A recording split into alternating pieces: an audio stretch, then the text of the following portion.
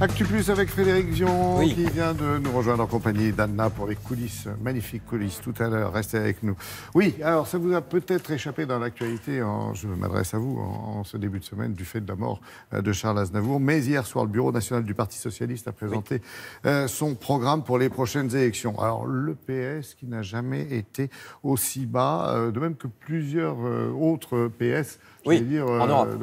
En Europe, hein. Oui, c'est pour ça, avec leur nouveau programme pour les européennes qui vont détailler dans les mois à venir, on verra s'ils arrivent à remonter. Mais c'est vrai que depuis 113 ans qu'ils existent, les socialistes français, c'est les montagnes russes. Ils n'arrêtent pas de faire des hauts et des bas de manière vraiment spectaculaire.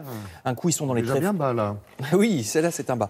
Un coup, ils sont dans les tréfonds des sondages, puis soudain succès électoral, puis une catastrophe quelques années après. Ça fait donc 113 ans que ça dure, parce que le PS a été fondé, il s'appelait la SFIO à l'époque, section française de l'Internationale ouvrière, en 1905, avec Jaurès comme figure tutélaire, Jean Jaurès que vous voyez ici, et qui est célébré aujourd'hui peut-être davantage par les communistes que les socialistes, parce qu'à l'époque, les deux ne sont pas différenciés. Là, ce que vous voyez, c'est le congrès de Tours, et au congrès de Tours, c'est 15 ans après 1905, ils se séparent en 1920, parce qu'ils ne sont pas du tout d'accord sur une chose essentielle, est-ce qu'il faut suivre ou pas l'URSS? Donc les communistes, ce qu'on appellera les communistes désormais, ils veulent suivre l'URSS, et ce qu'on appellera désormais les socialistes, veulent ne pas être alignés sur l'URSS de Staline et de Lénine. Les deux partis vont donc se faire la tête pendant 15 ans, 16 ans exactement, ce qui nous amène à 1936, si je compte bien. Et alors là, 1936, ils se disent, avec Léon Blum, ce serait quand même bien si on arrêtait de se faire la tête.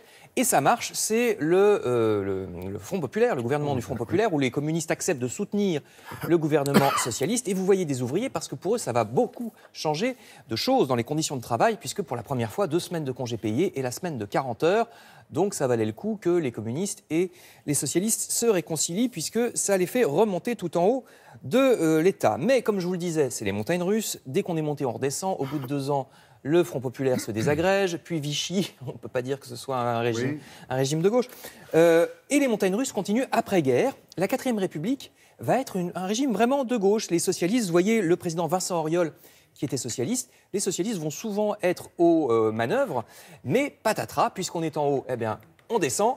En 1958, retour du général de Gaulle. Et là, c'est une catastrophe pour les socialistes qui vont être dans l'opposition pendant 23 ans avec la 5e République. Sauf que comme on est tout en bas, on remonte. 1965, que se passe-t-il? Les élections, on pense que les socialistes n'ont aucune chance et François Mitterrand, qui est apparenté socialiste à l'époque, candidat de la gauche, met le général de Gaulle en ballottage. Personne n'y croyait, donc c'est un succès pour lui. On est tout en haut, donc on redescend 4 ans plus tard. 1969. Ce sont les montagnes soviétiques. Voilà, 1969, Gaston Defferre ne fait que 5% au présidentiel. C'est le score le plus bas pour le Parti socialiste. Et comme on est en bas, on remonte. 74. Alors là, il frise le succès, François Mitterrand, puisque ce sont les élections, il ne va pas gagner, c'est Valéry Giscard d'Estaing, mais ce sont les élections les plus serrées de toutes les présidentielles de la Ve République.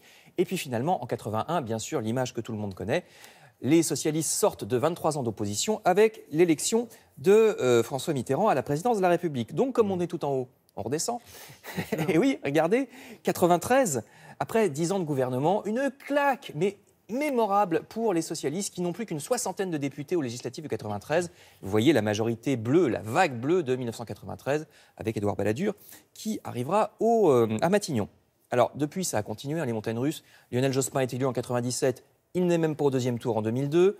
François Hollande est élu en 2012, Benoît Hamon fait 6% en 2017.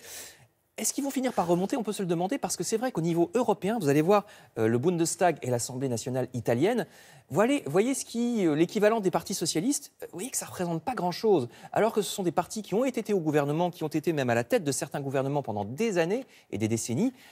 Depuis quelques années, ça se réduit de plus en plus.